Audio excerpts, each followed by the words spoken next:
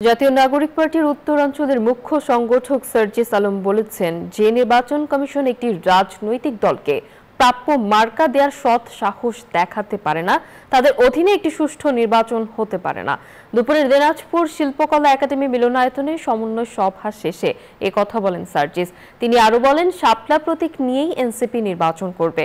তারা প্রতীক না দিলে রাজনৈতিকভাবে মোকাবেলা করা হবে। এ সময় জুলাই সনদের আইনগত ভিত্তি বাস্তবায়নের নিশ্চয়তা চান সার্জিস আলম। যেই নির্বাচন কমিশন একটা রাজনৈতিক দলকে তাদের প্রাপ্য মার্কাটা দেওয়ার সৎসাহস দেখাতে পারে না, আমরা মনে করি সেই নির্বাচনের অধীনে একটা সুষ্ঠু নির্বাচন এই বাংলাদেশে হতে পারে না। আমরা এনসিপি আমাদের জায়গা থেকে অবশ্যই প্রত্যাশা করি যে আমরা শাপলা প্রতীক পেয়েই আগামী নির্বাচনে অংশগ্রহণ করব। এটা যদি তারা আমাদের সাথে অন্যায় করে, আমরা এই অন্যায়ের বিরুদ্ধে রাজনৈতিকভাবে মোকাবেলা করব। বান্ডেল থাকলে প্রতি সেনমানিতে টাকা বাঁচবে।